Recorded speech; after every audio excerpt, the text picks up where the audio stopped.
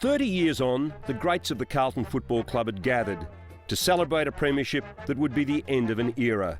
It was the last time a player would accept the Premiership Cup in a dual role as captain and coach. It would signal a time of turmoil, ignite a bitter civil war that divided the club and did untold damage to friendships that had been cemented over years at Princes Park.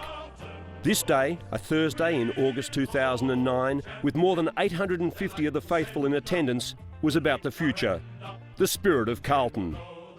There would be stories. The next thing I remember was, you've won. Well, either the painkillers worked or you won worked. I got up and I ran out the race. Yeah. There would be moments to reflect. Jez's coaching brought a new form of discipline to us. And later, a chance for old and new to get together as the anthem of football's most successful club rang out. We are the Navy Blues. We are the old Navy Blues.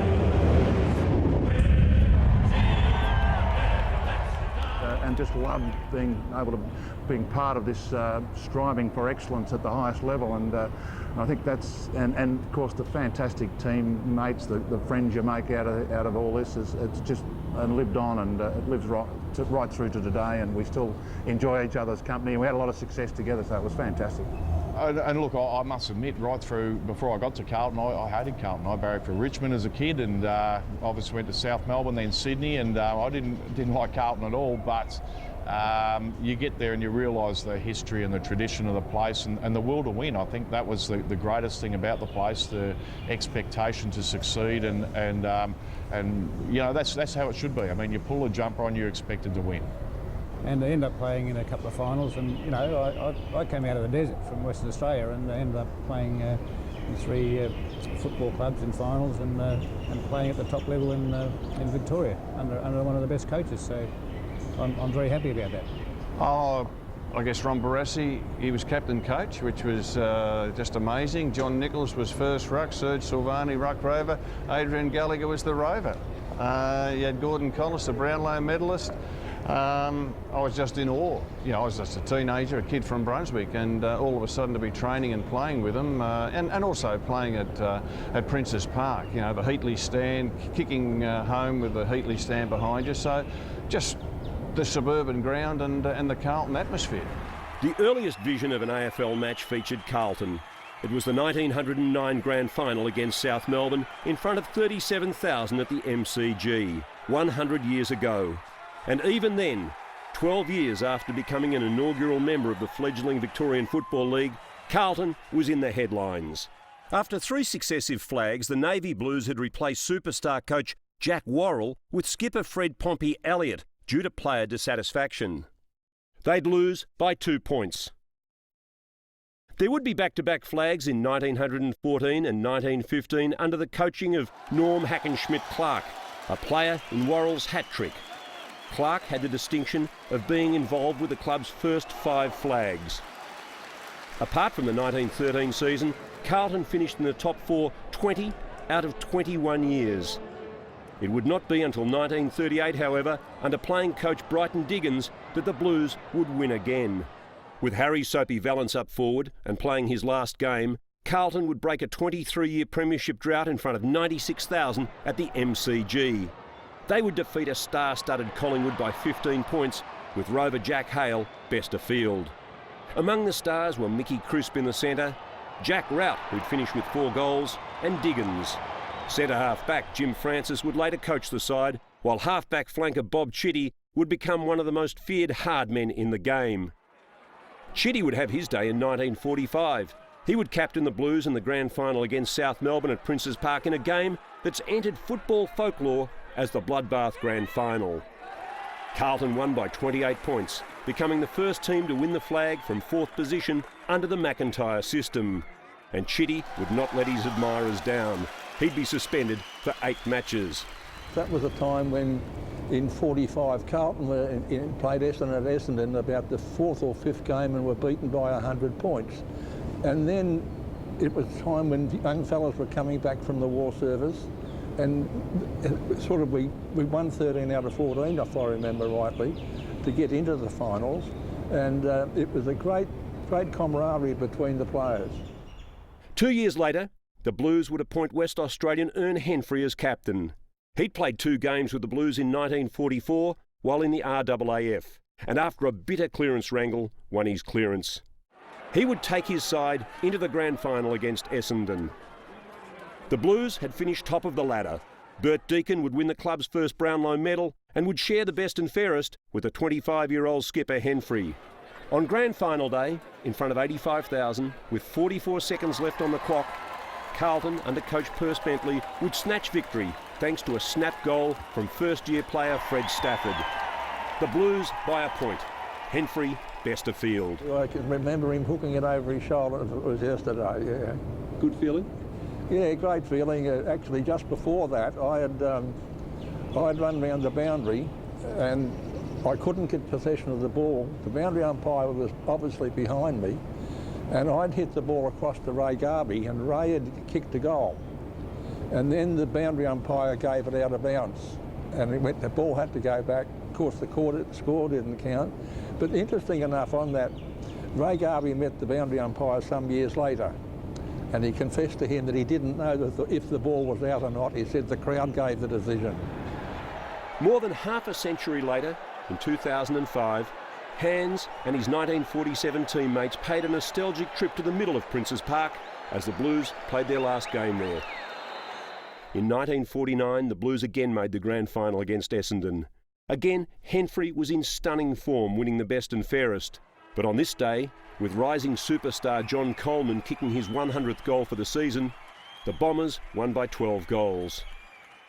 On and off the field, Carlton was in turmoil in the late 50s, and in 1959, Ken Hans took over from his great mate Jim Francis as coach.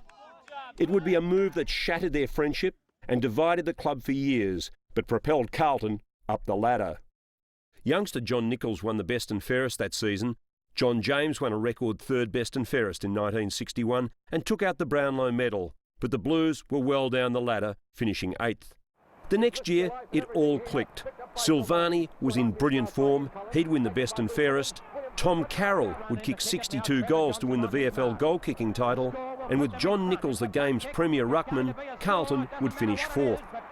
At the end of the season, Carlton had sort of been guaranteed that they were going to finish in the 4 and sneaked in, and it had been the first time for a while.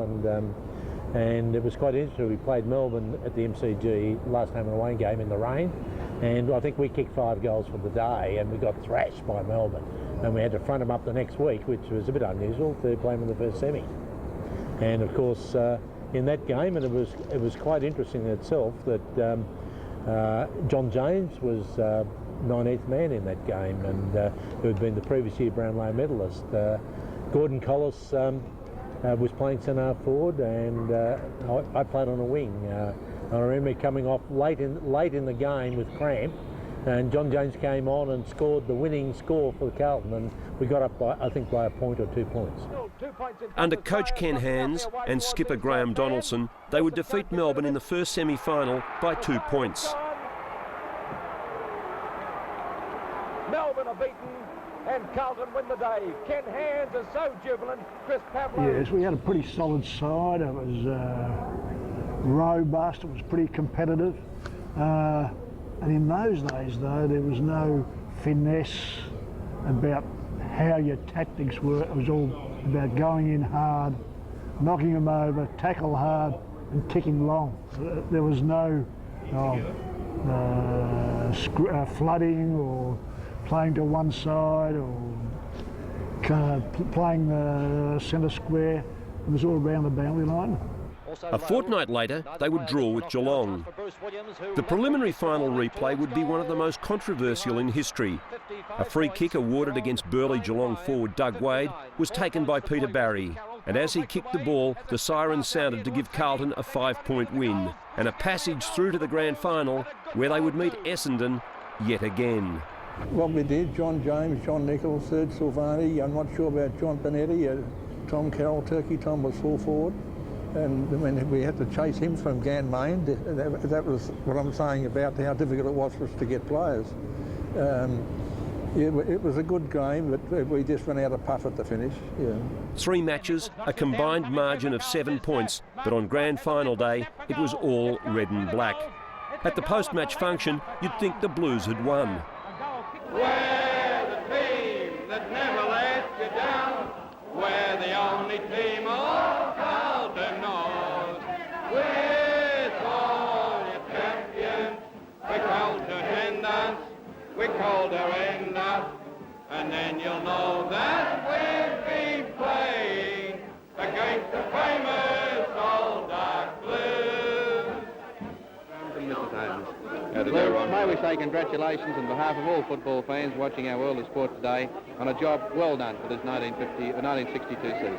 Well, that's been one of the big thrills for me today, Ron, has been the people congratulating me in defeat. So apparently Carlton has endeared themselves to the sporting public of Melbourne, and to be congratulated in defeat, well, I think that's a great compliment. We've got Johnny James and his wife Maureen. Johnny, you're glad it's over?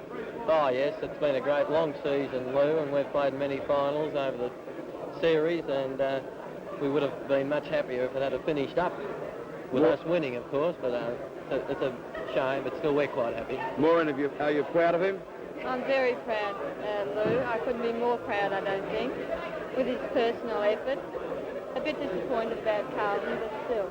What about, is it breakfast in bed tomorrow morning for Johnny? Oh, yeah. I'll be first to get up and get it from Maureen. Why's that, John? Oh, well, I've been going pretty well over the football. Does she wear the pants in the house, does she? John, now what I say, come on. I mean, I have to give a point here and there, you know. And what about next year to you, Johnny? Well, I have to stay at the school I'm at for another year, Lou, and I don't think I'll leave Carlton. I don't think I could play anywhere else in Melbourne, so it's not that I feel as if I walk into the side, it's just that I like just to hang around there anyway, put it that way, for another year. 1964 would be a year to remember. It was the year that Gordon Collis polled 27 votes to win the Brownlow, but things had to change. The Blues under Hands and first-year captain Silvani finished 10th, their worst ever result. The goal kicking was won by a first-year player, Ian Nankervis, with only 18 goals. And a Progress Party, led by club dentist George Harris, would sweep to power. 64, we finished 10th, which was 10 out of 12, which was the lowest Carlton had experienced in the history of the VFL at the time. And at the end of the year, a new group came aboard, led by George Harris, and that was quite interesting. I can remember one day in a game in 63, Ken Hands threw George Harris, who was our club dentist, and didn't think he was a very good one at that, but he was our club dentist, and threw him out of the rooms, wouldn't allow him in there before the pre-game address. And I can still remember George Harris saying, "Ken, I'll be back, and the first person that goes will be you." And subsequently at the end, in December 64, George came back with a reform group, and of course Ken went, and as a result of that, the reform group convinced Brassey to come across from Melbourne at the end of 64. It was a big move for him, obviously, and he took some time to make up his mind, but at that time Carlton had had a complete change of committee as well. And that probably turned out to be a good thing, because the committee at Carlton at that time was basically run by a few people and living a long way away. They didn't get to the practice matches, well, not the practice matches so much as training nights. And, you know, George Harris was a pretty strong sort of a bloke, and it probably needed something like that to kick the club along. Ken Hands would depart, and to the club would come the biggest name in football. In a few hours, the Carlton Football Club Committee will sit down at the committee table to make one of its most important decisions, to appoint a coach for 1965. Today it became known that Melbourne champion Ron Barassi is an applicant for the position of playing coach. Ron, we believe that a week or so ago you indicated that you were not interested in the position at Carlton. Does this suggest a change of mind? And if so, the reason for the change? Yes, it does. Carlton have since reapproached me, and I've had second thoughts on it, Ron. I'm impressed with the way they're going about things. I'm impressed with the men behind the club, and I also feel, looking at their performances over the past couple of years, that they have great potential for a coach to to take them up from 10th position. I feel that they're definitely not a 10th. Ron Barassi was the reigning premiership captain. He'd played in 6 premierships for Melbourne, been captain of the club for 4 seasons, and over his 204 games with the Demons became the biggest name in Australian football. And he was only 28. You have, well, you were at Carlton last night. You know something of the Carlton setup. Are you confident that you will be able to play good football there? Are you confident you'll have full scope for your own particular ideas of coaching? Yes, well, they're a pretty business-like committee. Well, actually, the first committee I've had very much to do with. In the past, we've kept out of committee matters, and I think this is the way all players should be. But they've impressed me with their business-like approach, and I think you've heard my views on administration in the past. It's vitally important to the success of a club. While Melbourne fans were in shock as the biggest story in football in half a century unfolded, Barassi was becoming the highest paid player of any code in the land, and Carlton took out a £50,000 insurance policy on his life. After all, he was their biggest asset. From his first game against Hawthorn in round 1, the new playing coach of the Blues, donning the famous number 31, breathed new life into the club. While the results would not be immediate, the Barassi philosophy was taking shape. The hardest thing in football I ever did, really, to change clubs. In fact, I changed my mind a couple of times, and it was nothing to do with trying to frisk any extra pounds out of Carlton. It had nothing to do with that at all. I just rang up and I said, I just can't do this. In 1965, the club recruited Brian Quirk. A year later, a ruckman from Tasmania named Peter Jones, a centreman from Wonthaggi Way named Ian Robertson, and a tough defender in Vin Waite. In 1967, the side was taking shape. The Blues out-Spartaned North to win the services of Alex Jezelenko from Canberra, paid Myrtleford $2,000 for Brian Kekovich, and plucked a local schoolboy named Walls from Coburg. If Carlton had trouble in recent years kicking goals, the problem was quickly solved. Jezelenko swings around onto his left foot, he's hooked it! One of the things that I had to do as a playing coach was I had to win over the players at Carlton, because only 6 months before I was a deadly enemy. And I decided just to be my natural self. If I'm not going to crawl to players, I'm not going to curry favour with players. I'm just going to be me, which is direct, and I'll say it like it is, and I'll rely upon my sincerity to convince them that I want them to be as good as they can be. It was great because he introduced a format to what you were doing on the football field. He had rules. It was like virtually a kindergarten class. When he first arrived there, we'd have classes through January, February. We would, after training, having a training run that was organised, we would have a class. What do you do in this situation? What do you do in that situation? When we've got the ball, when they've got the ball, when they got balls in dispute. And it was a really learning experience. Barassi took his Blues into second place in 1967, but back-to-back finals losses to Richmond and then Geelong saw them out in straight sets. For Big Nick, a fifth best and fairest, and a whack across the chops from Neville Crowe, one of the most talked about incidents of the 60s. 15 yards. Oh! Crowe's knocked out Big John. Carlton won the opening match of 1968, then promptly lost the next 2. It would be a wake-up call, and Carlton responded as only the Blues can, with 10 straight wins. But he must learn that when the ball and the player are coming towards him, he must go straight in. Up they go, down comes the tap. Now it wasn't a clear one. It comes towards McKenzie, kicked off the ground by Nichols, goes in the direction of Nichols now with the ball. 20 yards out, shooting, snapping for goal. Has he got his fourth? He has. Another goal to Nichols. John Nichols had replaced Barassi as captain. Serge Silvani was on the way to his second best and fairest, and Brian Kekovich had topped 50 goals for the season. They would finish second on the ladder, but after losing to Essendon twice during the season, defeated them in the second semi and would meet them again on grand final day. Kicks forward, here's a go. It bounces, it's bounced through almost. Yes! I played back pocket that day, changed on the ball with Serge Silvani, and the miserable bugger gave me 2 minutes on the ball. Then he said, "Get back to the back pocket, kid." The 1968 grand final saw Carlton score less goals than Essendon, a rarity in itself. But at the final siren, they were 3 points ahead. It was the signal for wild scenes.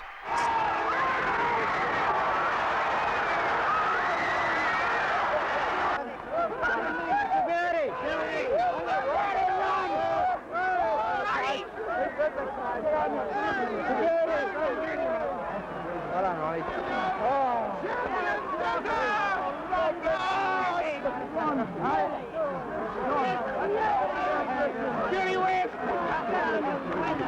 done, Ronnie. Well done. You played your part well. What do you think of that gag? Right. Hey, Ronnie. On your gag,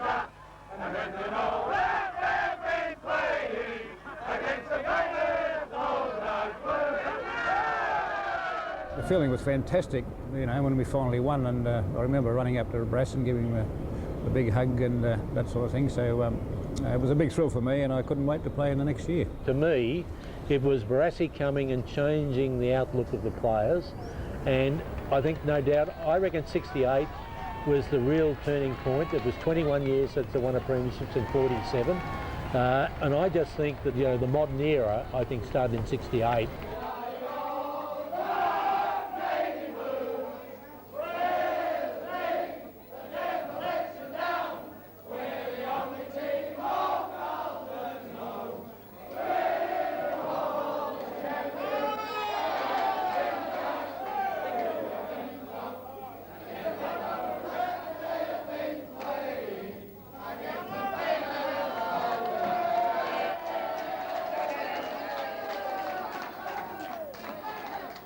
For the reigning premiers, there would be an incredible start to the season.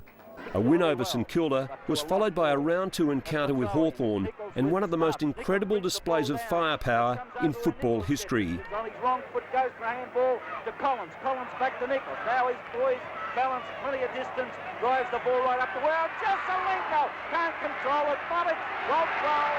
It was. The final scoreline saw Carlton 30-32-110. Percy booted 7, Jesselenko 6. But those who were at Princes Park still marvel at memories of a 12-goal last quarter. Simply breathtaking. The battles between Carlton and Collingwood would be among the most torrid of the season, and the game's greatest rivalry would flare up in round 4. Oh, God, Ratney. This could be a real Donnybrook if they keep this up. It's on for young and old now out here. It's going to be slaughter. Mark won't be played as play on, however. We find Nichols trying to get a hand pass out to Gallagher, but it's been picked up by Quirk. Quirk tripped. It's been Hello. Something on there. The Blues lost the first bout by 10 goals, but in round 15 returned with a vengeance. Inside they fly for it. It comes down here to Gallagher. Gallagher racing around, pushes it over towards Jesselenko, but Jackson chips in. He's in a bit of trouble. He's still going though. Look at the speed of this fella. A hand pass to Walls. Walls snaps. With 15 wins apiece, the Magpies and the Blues would finish 1969 in first and second places on the ladder. And on second semi-final day, a record 108,000 saw Carlton split the game wide open in the third quarter. Snaps a shot at goal from that hit out of tie. Will fall short. Croswell punched away, but Sid Jackson cutting the Pies to pieces with 4 goals. he hooks it back into Jackson at centre half. Oh, look, he's playing around with him now. Jackson's low, kick at goal. Beautiful. On grand final day, it would be Tom Hafey's Tigers, the premiers of 67 against the premiers of 68. But on this day, in front of 119,000 at the MCG, Carlton's 4-point lead at three-quarter time would not be enough. The Blues goalless in the final term and overrun. Not once in Barassi's 7 seasons and 147 games as coach did Carlton finish on top of the ladder. In 1970, for the 4th year in a row, they would finish second. Barassi had decided to play Jesaulenko at full forward, and the magician responded with bags of goals, week after week. He'd kicked 50 in 9 games and was on his way to the century. Jesaulenko! In both meetings with Collingwood, the fists would fly. Oh, they're going in. Rough and tumble out there, I'll tell you. And in both games, the Magpies, spearheaded by Peter McKenna, would come out on top. They fly down to the ground, it comes. Kick off the ground here by McKenna. Against Melbourne, in the final home and away game of 1970, Jesaulenko overtook Soapy Valence's club record of 97, set in 1932, and became the first and only Blue to top the ton. 1970 was a year in which the goal kickers revelled. Hawthorn's Peter Hudson and Collingwood's Peter McKenna had already topped the century, and the Magpie ace would play a vital role when the sides met in the second semi-final in front of a record 112,000. McKenna had kicked 17 goals in their first 2 meetings during the year, and on this day would kick 9 as the Pies slipped home by 10 points. Into the goal square, Big John. Oh, what about the mark to Hall? Oh, look at that. He's recorded him.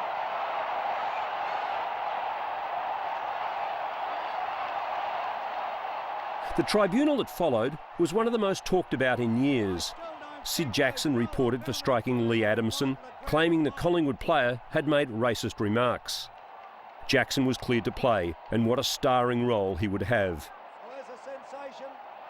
The grand final of 1970 is regarded as one of the classics. It's still up there today as the marquee grand final thrill, and it was a combination of a lot of things, including, yes, moves by myself, but the players themselves, I mean, they're the ones who actually did it. They're the ones who should take the credit. With the new Ponsford stand packed, 121,696 fans, the biggest crowd to witness a football match in Australia, before or since, were treated to a heart-stopper. It was a match that redefined football in so many ways, and most purists believe it was a major turning point in our game. A lot of people think that Carlton's revival began with that second half. Nick and the players, and we all agreed that we felt just in the last 5 or 6 minutes of the first half, we were starting to getting more of the ball. It wasn't showing so much on the scoreboard because we had such a leeway to make up. But it really started at half-time when Brass, amongst other things, just sort of ran into us, just play on handball. Look, no, we can't be any worse. We just got to try something, and that's really when it started. Plus Teddy Hopkins. 44 points down at half-time, and with McKenna groggy after being flattened by his teammate Tuddenham, Barassi swung the match-winning moves. He put reserve Ted Hopkins on in place of Bert Thornley, and after a withering half-time address, urged his players to handball at all costs. Hopkins kicked 4, and the running game that characterises football for the next 40 years is born. And of all the highlights in a century of football, one stands out. The mark of the century.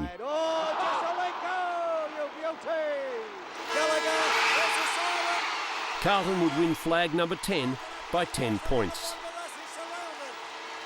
Barassi admitted later that he'd been keen to stand down at the end of 1970, but George Harris and the Carlton board opposed the move. With John Nichols approached as playing coach of Essendon, hard decisions had to be made. Nichols stayed, and so did Barassi, for 1 more year, and in 1971 the reigning premiers missed the finals. For Barassi, a glorious era had come to an end. For John Nichols, the long wait was finally over. I didn't realise how good Ron Barassi was until he'd gone. I'd had him for 6 years.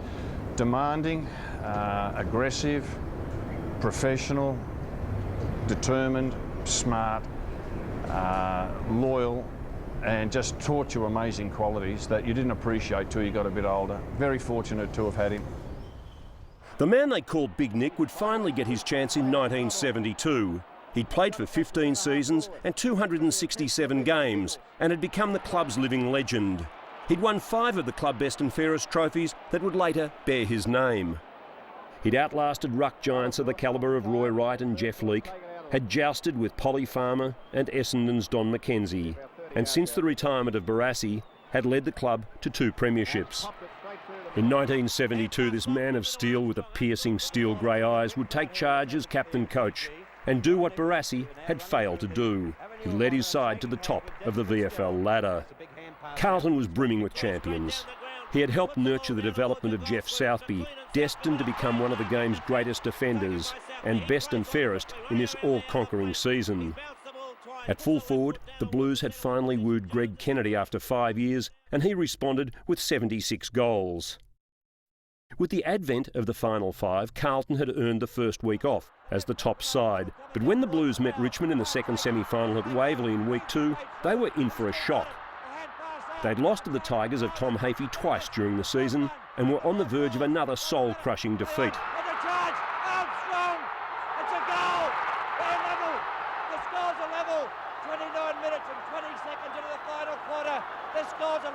A goal to Barry Armstrong would level the scores with less than a minute to go. Play on centre wing on the outer side. Neither team with a chance to score at this stage. Gallagher comes out, hooks it back around toward Jezelenko. Jezelenko at half. The siren! The siren has sounded. It's a draw. Carlton and Richmond have drawn on 8 goals, 13, 61 points. So next week, the kick from Jezelenko after the siren won't score, and it's a draw. A week later, 92,000 saw Richmond win the replay at the MCG and emerge as red-hot premiership favourites. And on grand final day met Richmond for the 5th time in 1972. By half-time, the game was as good as over. Carlton on a scoring surge that would leave the grand final record book in tatters. Percy Jones was dominating the rucks, and up forward Jezelenko, Walls and Nichols were running riot. Both players on the ball. There's a pack for him, but Keogh comes out with the ball.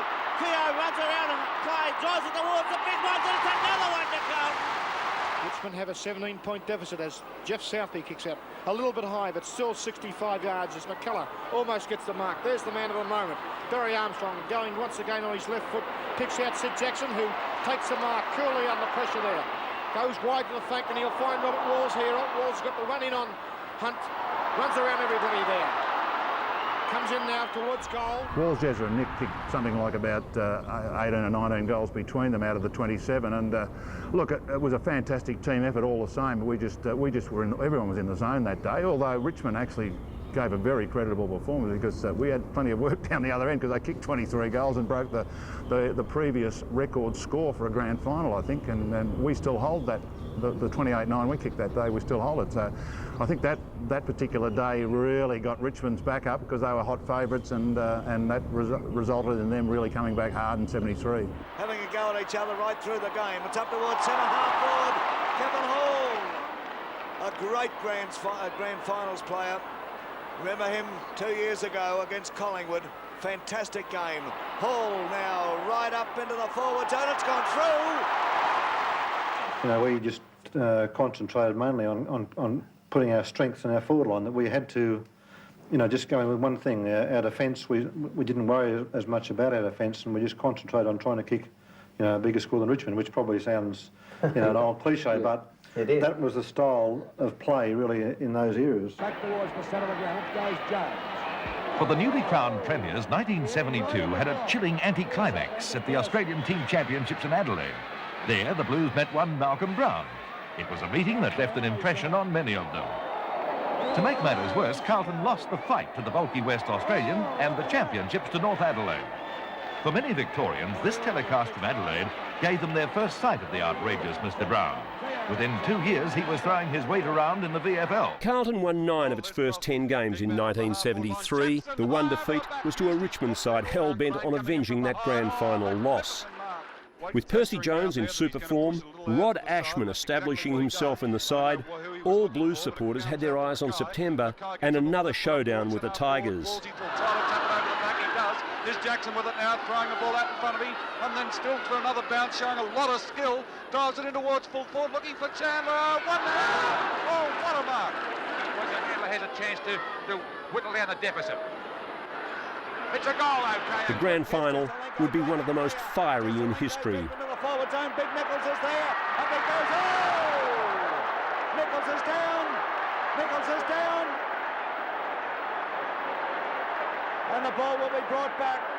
That particular day, Fowler gave me a hard knock in the first quarter early, And whilst I felt I was all right, you know, I know now looking back on it afterwards and after the game that I probably didn't have a good enough liaison between, you know, being the general on the field and my non-playing members off the field, and I didn't realise at the time, and they didn't realise that I'd been probably stunned as much as I was, but I felt that the biggest thing in '73 was the loss of Keogh and Armstrong before I started, and I think as results proved it afterwards that you know, our roving division that year was really horrible on the day.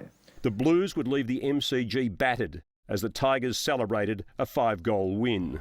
There was just no love lost between the two when we were out on the field, and yeah, all sorts of things. Some fantastic football was played, and there was a few other incidents in which I was a victim of at one stage, particularly in that '73 grand final.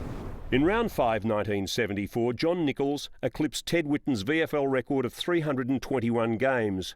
But 4 weeks before the end of the season, he was told by Harris that his glorious career had come to an end. 328 games, captain for 188, a record 5 best and fairests, and no one could match his 31 appearances for Victoria. In 1996, he would become an inaugural legend in the Australian Football Hall of Fame.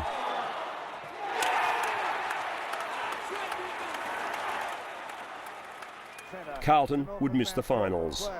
Alex Jesaulenko would step in as captain in '75, with Nichols directing his troops from the bench. Carlton would have a magnificent season, and after 14 rounds were 13-1. But then the rot set in. While Jesaulenko won his only best and fairest at Carlton and finished 2 votes behind Gary Dempsey in the Brownlow, the Blues would be dismissed from the finals race in straight sets to North and ultimately Richmond.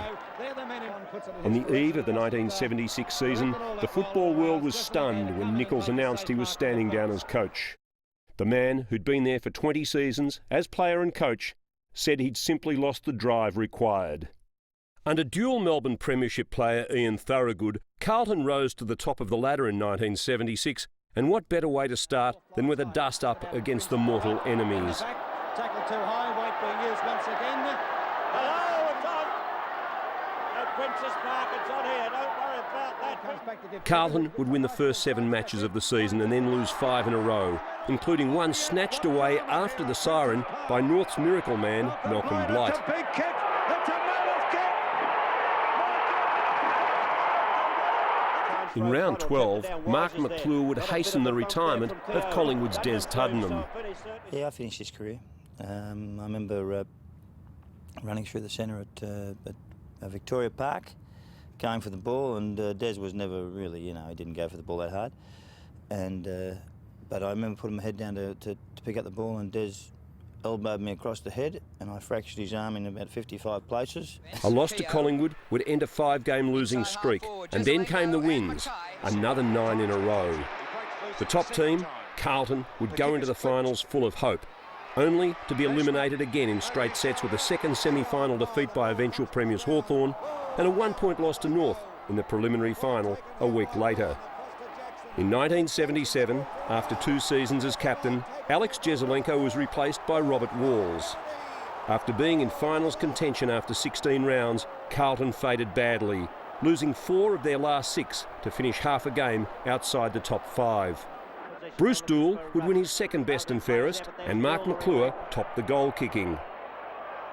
George Harris engineered yet another coup in 1978, returning as president and causing a sensation by appointing triple Brownlow medalist Ian Stewart as coach.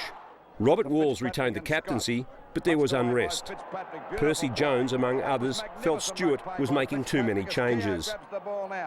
After 5 rounds, Stewart resigned through ill health, and the coaching role was taken over by club stalwart Sergio Silvani, promoted from the reserves as caretaker. By round 7, after Silvani, John Kennedy, Neil Roberts and Wes Lofts had declined, Harris turned to Alex Jesaulenko. Jones had not been part of the Stewart formula for success in early '78, but under Jesaulenko would become revitalised as the Blues shrugged off their poor early season form and advanced towards the finals. Percy seemed to be in everything.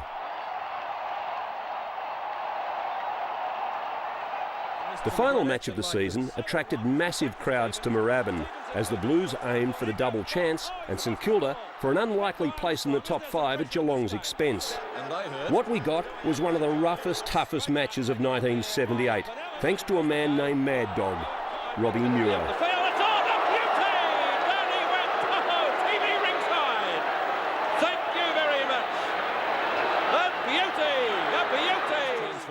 Under Jezelenko, the Blues moved into the finals. They'd won 13 of their last 16 games and trounced Geelong at Waverley in the elimination final. He's going to have a shot. Though he hand passes over the top. Into the forward pocket it goes. The hand pass comes back to Contagio. And he shoots. A week later, they bowed out to Collingwood in the first semi-final. Here it goes. Whack.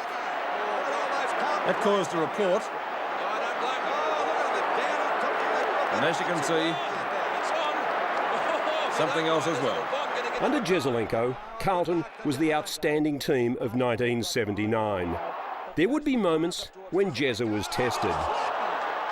There were lighter moments in the sensational 70s, like the day Mark McClure bumped into the galloping gasometer, North's powerhouse, Mick Nolan. Oh, well, it was quite interesting. I was playing on Ross Glendinning at the day, and I was never once known to chase very well, but when Ross got the ball, there was no hope of me catching him. So I put it out, and I was told by all coaches you had to chase. So I chased, a taken effort with my head down, bobbing and wobbling, and all of a sudden, just as I looked up, Mick Nolan, who hadn't moved for about 10 minutes from the centre bounce, I just ran straight into him, fell over on the ground. 19 wins, the brilliance of Mike Fitzpatrick, a mosquito fleet led by the likes of Buckley, Sheldon, Keogh and Marcoux, and all stages in Mackay, Southby and Dool. This was a mighty team. Grand Final Day 1979, the MCG heavy from overnight rain, the opponents, the old foes, Collingwood. If there was a defining moment, it was this, late in the final quarter. Catch him. Harms fires at the goals, but he's off target. It's rolling towards the boundary line, and Harms almost makes ground. He tips it back to Sheldon. It's a goal! Oh, what a goal! If you don't mind. Wayne Harms would win the inaugural Norm Smith medal. I think Peter Landy asked me to come back and say something, and I couldn't because I was emotionally, I guess, emotionally charged at the time. But look, again, I've been on record as saying that I thought it was sentimental because Peter Francis and Wayne Johnson were certainly two great players on the day. Billy Pick and Russell Olsen until he was injured, and yeah, a little bit embarrassed to have it, but at the end of the day, I won't give it back. Off the field with his ankle injured, Jezelenko would return to accept the Premiership Cup. 2 hours later, Alex Jezelenko was named Sportsman of the Week on a special Saturday night edition of World of Sport on Channel 7 with host Ron Casey.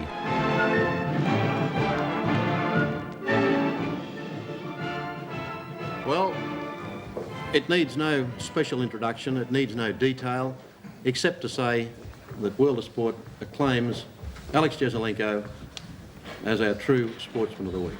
Here.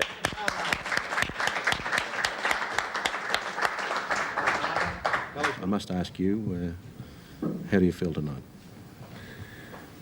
Ron, I don't think there are any words in any dictionary that can describe the way I feel today. I'm so happy for the smiles that are on all Carlton supporters, and I'm so happy for the players themselves that believed that they could win a grand final, and that's what it's all about. Football is not about just playing football. Football is about winning a grand final, and they have worked very, very hard since last November for this flag, and all these little things count, Ron. All little things count, and it's not just me that guides them through the. There are many, many, many people that work behind the scenes, and I might sound a little bit, Please do. it is. Oh, Please do, because there are hundreds of thousands of people who are watching tonight who are sharing this moment with you, and we want them to do that. We want them to. All I can say to you, Ryan, understand is how you I feel so proud for all Carlton supporters, and mainly for those players that wanted to win this flag. And they did. And they Great did. captain, coach. In the months ahead, Jez's star plummeted. Congratulations. Well The done. off-season drama culminating in Jesaulenko and his president, George Harris, standing down. It was one of the most bitter feuds in the club's history.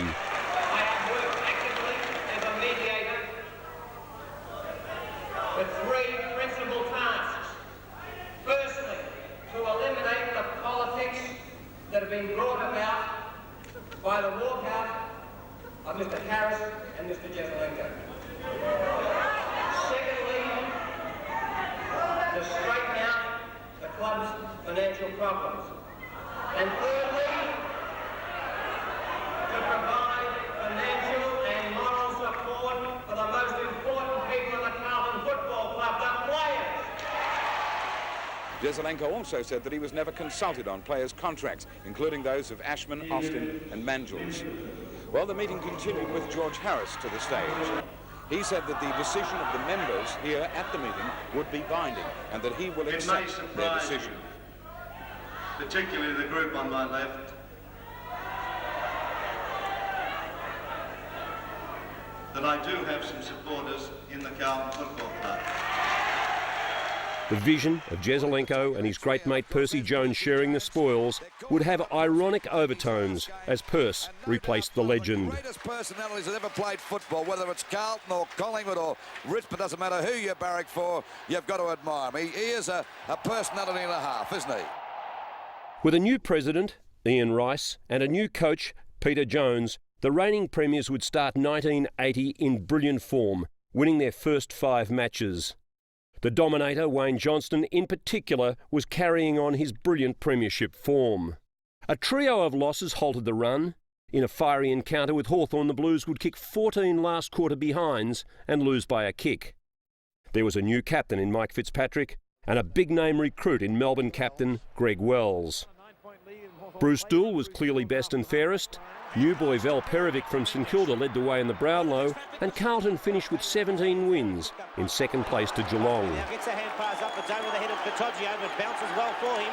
From centre half forward, Katoggio has had one bounce, and Green should have come out and went The straight. finals would be a disaster, as first Carlton was humiliated by Richmond, spearheaded by the ageing Kevin Bartlett. To make matters worse, Percy Jones would tangle with the Tigers' hot-blooded Tony Jewell in an embarrassing on-field altercation. A mate of mine who'd been a Carlton supporter for years and years and years, and he was supposedly our supporter, and then he went over to the other mob to Richmond, who we've always hated since the incident with Barham South, but that hasn't helped things much, so we've always loathed Richmond. Anyway, it was a finals game. I went on the ground at quarter time, and I thought one of our players were unfairly hit by a Richmond player, and we were all pretty steamed up. And I went on the ground, and in the huddle, I looked over the opposition huddle, and there was this head over the mob, because our Webster's about 6'7". I just see the West Indian head, and I yelled out the radio. I said, "You're supposed to be a Carlton supporter, you know. What are you doing with this mob?" And he said, "Oh, no, I did say an awful word, which I'm really not all that happy with now, and you know, as the years go on. But the words happen on the spur of the moment, and I yelled that horrible thing to Rudy, and he just laughed, of course. And Tony Jewell, he wasn't all that impressed by it, and he came. The huddle started to break up, and he was heading towards me. I thought. He wouldn't do it, because I'd heard that he was able to handle himself, Tony Jewell, and he kept coming towards me closer and closer. I said, no, this couldn't happen. You know, the crowd, he wouldn't whack me, would he? And he got closer and closer, and then I thought, he's going to. But then when it came to the actual, we just gave it, you know, a few words, a bit of a push and a shove, and that was it. A week later, Carlton would be thrashed by Collingwood. A sudden departure for the Blues, and the end for Percy as coach. Under the circumstances, he was thrown into a job that there was no preparation for, so without preparation, very difficult for success. We finished on top of the ladder, so people have got to be mindful of that, but we didn't turn over enough players, and I think we tended to play good players that were injured, I think when you play good players that are injured, they become not good players. David Parkin had captained Hawthorn to the 1971 Premiership and in 1978 coached the Hawks to a flag. With Jones gone, Parkin would make the move to Carlton and in 355 games establish himself as the Blues' greatest coach. An honour recognised by his selection as coach of the Blues team of the century. A placid academic away from the game, Parkin was a firebrand as a coach and one of the most volatile in the business. A 10-goal win over reigning premiers Richmond set the stage for Parkin's debut season. And while old hands like McClure were key focal points up forward, there was a new kid on the block from Western Australia. The Buzz, Peter Bosustow, had hit town. Haven't been into attack yet this quarter. Wells is kick sailing goalwards into... Oh, there's Bosustow, mark of the year! What a beauty. What a great mark that was. Carlton would win 17 games, and of the 5 losses, 2 would be against the Magpies, and 1 would come against Essendon in bizarre circumstances. Mike Fitzpatrick penalised for time wasting, and the Bombers, through the young Neil Danaher, turned certain defeat into a miraculous come-from-behind win. That would be the last hiccup in 1981. Chased by Wiley, goes to Sheldon. Oh, Sheldon over in the practice wicket area. Now he gets his kick in, albeit a high one, down towards full forward, looking for Mackay, couldn't take it. Here's a chance for a Carlton goal. Snapshot by Johnson is okay, and he's put it through for full. With new boys Bosustow, Glascott and Hunter fitting perfectly into the Parkin game plan, the Blues would march over the top of Geelong in the second semi-final and into yet another grand final showdown with Collingwood. It comes down to Hunter. Hunter breaks clear, shoots at goal. Score coming up for Carlton, and it's full points. Hunter bringing up his first goal. In goes Bosustow. Good play out to Glascott. He's running to an open goal. Fires and Carlton have got a goal. Again, Collingwood would tease its army of loyal fans, and again Carlton would finish all over them. The premiership, and he's out there to enjoy the celebrations when the final siren goes. It must be getting pretty close. Stewart couldn't pick it up. It's finally knocked out by Bosustow. Out there towards McClure. He'll tap it on. But there's no one there for Carlton. It doesn't matter because the Magpies have lost this match for sure. Well, there's the siren, and Carlton have won the 1981 grand final. The final scores, 12 goals, 20-92 Carlton to Collingwood 10-12, 72. And a great victory for the Blues, completely in command in the final quarter. And there they are, aren't they happy? 21 points behind during the third quarter. Carlton getting up to win it and restricting the Collingwood scoring in the final term to only 2 points. Bruce Doull in game number 256 best of field and winner of the Norm Smith medal. This was a cup to savour.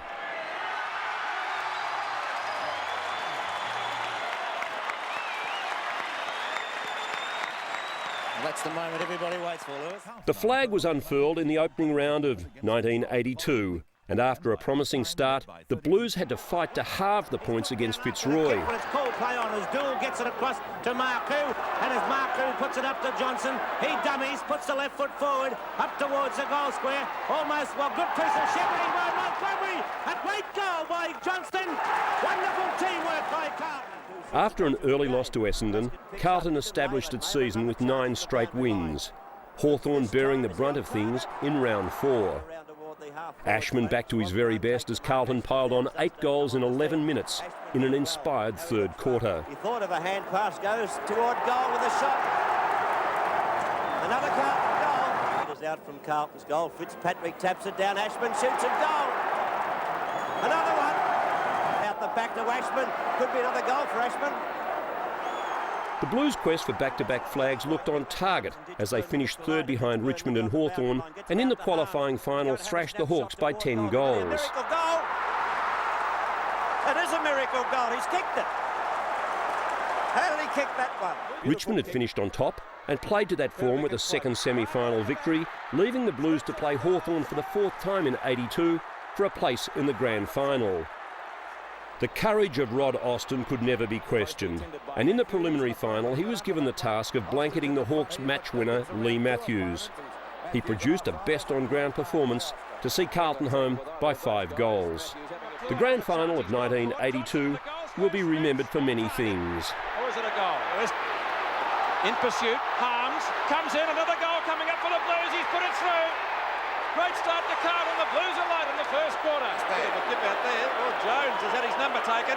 And Jones and Lee are into it. Carlton's fight back after half-time, and of course, the streaker.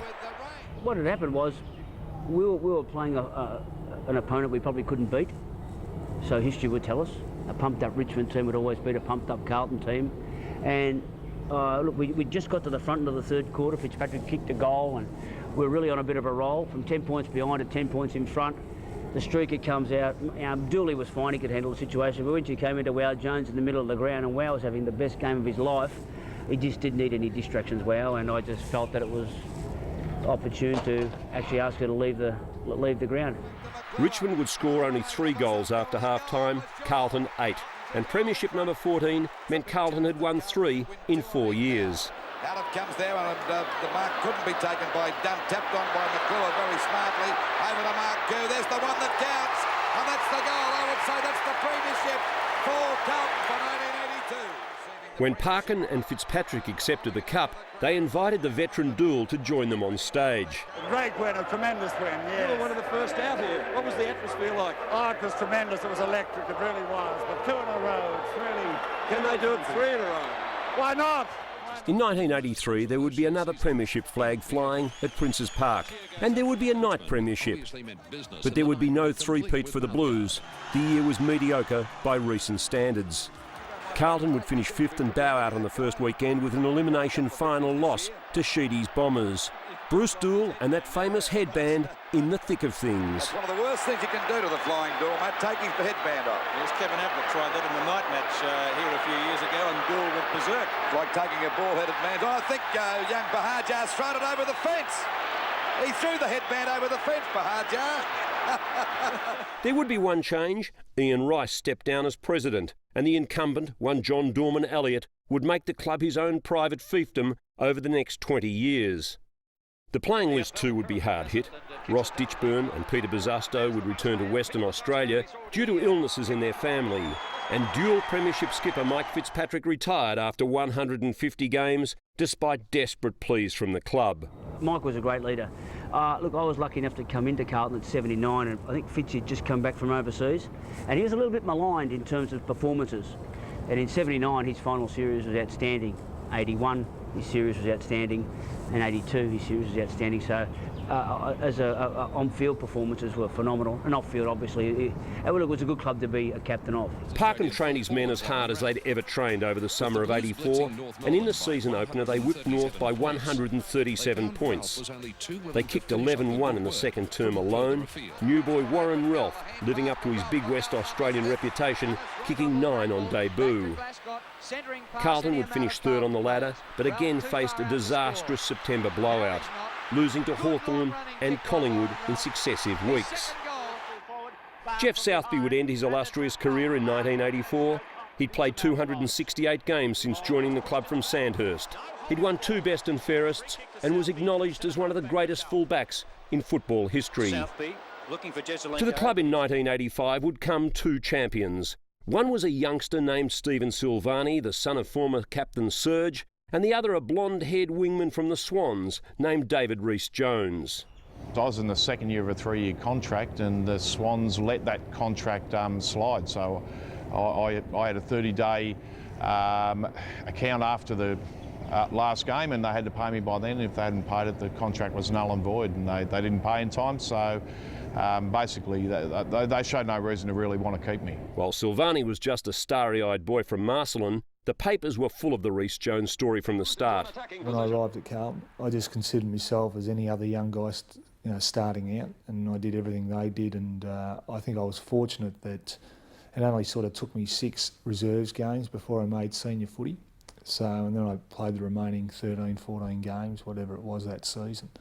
So I had probably established myself fairly quickly, which made it a lot easier.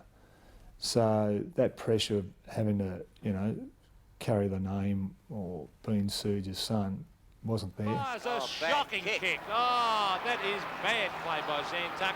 An easy mark taken by Steve Silvani, the ex-Marcelin College schoolboys. For David Parkin, it would signal the end of phase 1 of his coaching career at Princes Park. Since the '82 flag, the Blues had lost 4 straight finals. And when you've been around the football traps like I have, you build up friendships in all domains, and certainly, you know, I see a great future for Carlton, and I think I want to stick with the winner, so I suppose I'll be barracking for them in the short term. Parkin bombshell barely died down. Carlton produced another with its appointment of former triple premiership player and captain Robert Walls, to the intense fury of Fitzroy, who claimed to have signed him for a further year. Meanwhile, Robert Walls is returning home to Princes Park, replacing David Parkin. The Fitzroy club has been the centre of controversy recently, and although Walls has been accused of deserting his players, the real reason is Walls hasn't been paid. Today, Walls said, "Football is a sport, but at VFL level, it's a business." 1986 was a year of change. Skipper Wayne Johnston was replaced by Mark McClure, and in the biggest recruiting coup in the club's history, the South Australian trio of Craig Bradley, Stephen Kernahan and Peter Motley all agreed to head east. Can this fella move from South Australia? And the Crow Eater lines them up and puts at the goal, and what a magnificent bit of play! Just about the goal of the day, I would say. A magnificent bit of play on the part of Bradley. Add to that list John Dorotich from Perth, Bernie Evans, Mill Hanna and Adrian Gleeson, and it was little wonder that Elliott and the committee had hopes of nothing less than a grand final. Kernahan had been best of field for Glenelg in the 1985 SANFL grand final, and with Motley and Bradley had been Foss Williams medalists as best of field in state games, and all had been named in All-Australian teams. One of the most controversial in the long history of games between Carlton and Collingwood occurred at the MCG on a Sunday. Craig Bradley provided the goal of the day. Set sail for goal. Try that one on for goal of the day. Wayne Johnston was in everything. Heads for home with a top. Ho, ho. He goes on. Johnston will have a shot. He's kicked a couple of beauties. And he started off this term with another one.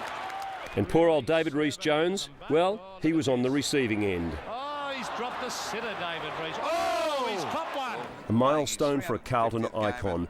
In my opinion, I've been in football a long, long time, and one of the greatest players I've ever seen play football. Back towards the full forward position, but there he is, the old flying doormat again, on his 350th. Doing very well, a pass. A long kick looking for Saggers. Dill got his hands to it. In 1986, Carlton would again win 15 games and again finish third on the ladder. But in the finals, they were magnificent. With Bradley in brilliant form, best and fairest form, Carlton would win 15 games. Bounces favourable. Back to Bradley. Short pass. Dennis. Kernahan would top the goal kicking, and the Blues would win through to the grand final, losing to the Hawks by 7 goals. Yeah, I think 86 was a year that everyone had hoped Carlton would take that extra step, and with all the new recruits coming over and that, and I think to make the grand final that would have pleased them a lot, but to finish the way we did, you know, to get flogged by Hawthorn, who were a pretty good side, you know, it's pretty disappointing. So, I mean, you know, Carlton, when you get to grand finals, they've got a, you know, history says that they win a lot of them. The grand final would see the farewell of 2 of Carlton's greats. Mark McClure would retire after 243 games and 3 flags, the skipper kicking 327 goals. And Bruce Doull called it a day after 356 games, 4 best and fairests, and a career spanning 17 seasons. Others have been credited for appointing Steve Kernahan as captain of Carlton in February 1987, but it's common knowledge that one man, and one man alone, made the bold move. The coach, Robert Walls. There were a lot of people who felt that he hadn't earned it. He'd only been there for the 1 year, but I thought that he was the player who should be captain. Admittedly, he'd only had the 1 season, but there were a lot of Carlton players at that time. You know, McClure had retired. Johnson was in his last year or 2. Players like Kenny Hunter and Ken Sheldon and Jimmy Buckley were getting near the end, and I thought it was time for a new face, and he's just a great football person. And I think any doubters, it didn't take long, maybe half a dozen games before they realised that, hey, this was the fella who should be leading the Blues. Well, I nearly fell over, really. In fact, he rang me a couple of days beforehand and said, they're thinking that I could be captain of the club, and I said, well, fair enough. Who said that? And he said, well, it's just a bit of general talk around the club that they would like to appoint me as captain. And I said, well, if they do, that's their business. But I did not think that a club of Carlton's ilk would a point, particularly a South Australian, after 12 months in the AFL. I guess I didn't take any notice of it. I mean, I'm just happy to get a game. 86 was, you know, not an okay year, was finding my feet and probably had to get bigger in the pre-season, which I did. And you just worry about getting a game, and let alone, you know, the papers started suggesting that maybe I was one of the candidates with, say, Justin and Kenny Hunter and blokes like that. And, you know, look, I didn't pay any attention to it. I didn't even worry about it until got a call from Lofsy one day. Said, you'll, you know, come in tonight, we need to see you, and there it was. The decision to anoint Stephen Kernahan to the position as leader of one of Australia's most famous football clubs after only 24 games was one of the most controversial in years. It would prove to be a stroke of genius, as Sticks produced a vintage performance for the Blues. In his first year as skipper, Kernahan took 156 marks and kicked 62 goals.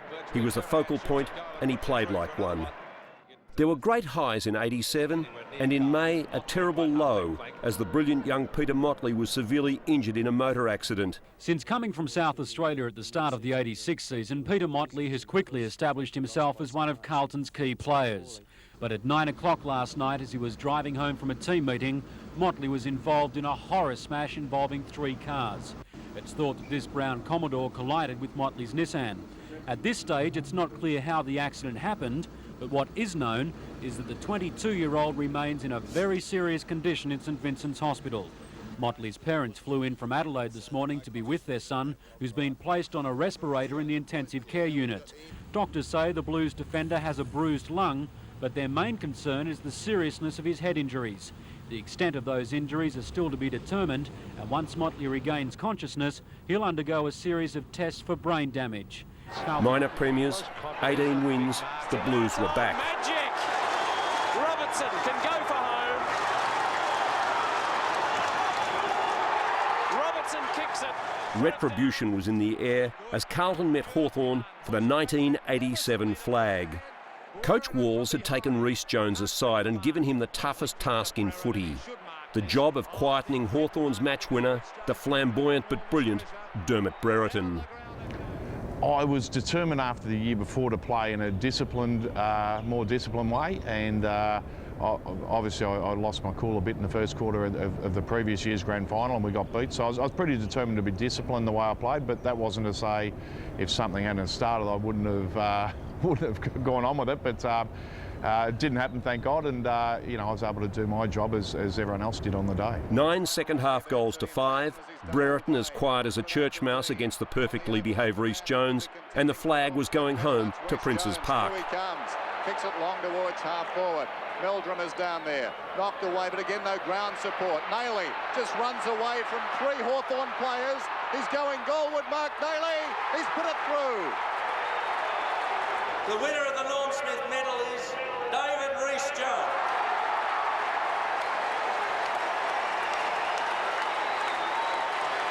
The presentation of the Norm Smith medal.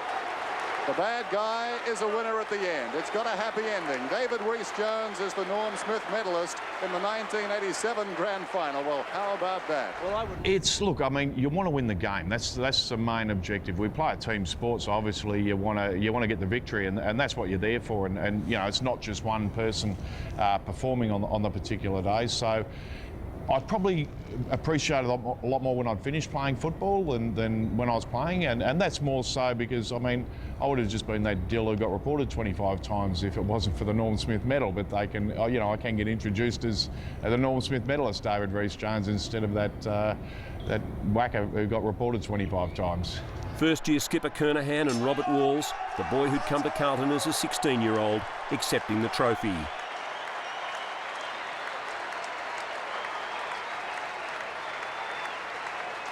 I was very confident the boys would win. There was a real resolve amongst them.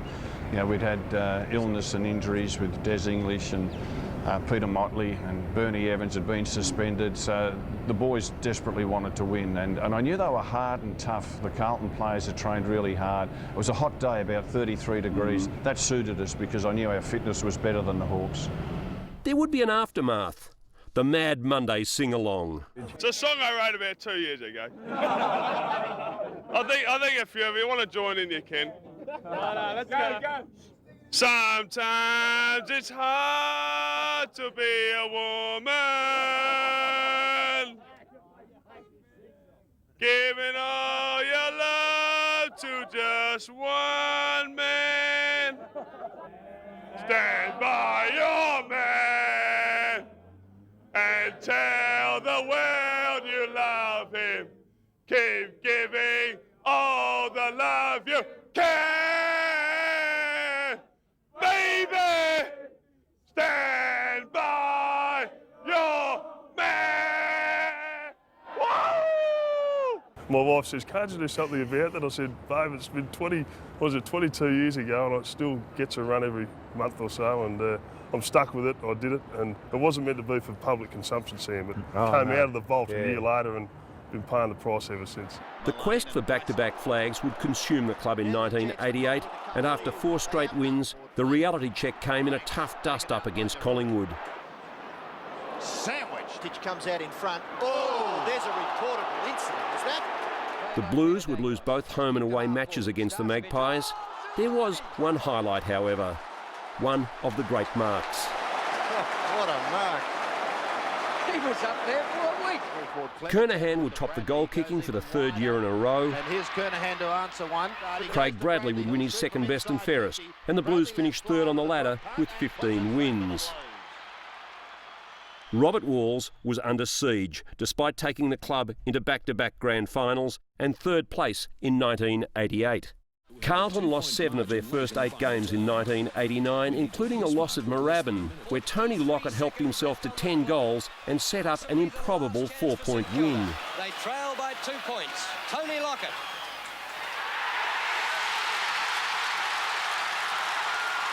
In round 10, Brad Hardy kicked 9 goals as the Brisbane Bears provided one of the monumental upsets. Only 12,000 saw the Blues' humiliation. By Monday, the football public was stunned with the news that Walls had been sacked, replaced by Alex Jesaulenko. Carlton suddenly found that old spark. Jezza regained the confidence of the playing group, and they responded, winning 7 of the last 12 games, drawing the game with Footscray and losing 2 by less than a kick. Carlton would finish 8th. In 1990, Stephen Silvani would blossom into one of the game's elite defenders, win the best and fairest, just like his dad, and finish 3rd in the Brownlow behind Tony Liberatore. It was a season in which the great fullback worked overtime. Carlton would win 11 games and again finish in 8th place. And for the Elliott administration at Princes Park, that was clearly not good enough. Once again, Jesaulenko would find himself out, and the way was open for David Parkin to be reinstated. I guess most of us had that in our sort of our blood. We're a bit silly, and a lot of people would probably say it was not a good decision to make. In 1991, Carlton was intent on rebuilding. But in 1992, with the addition of Sydney Brownlow medalist Greg Williams, a man the club had overlooked because of his lack of pace years earlier, Earl Spalding from Melbourne, That's a big problem. Here's Spalding. He's still getting around the Collingwood players. Earl Spalding by 40 metres. What a great goal! and a kid named Anthony Koutafidis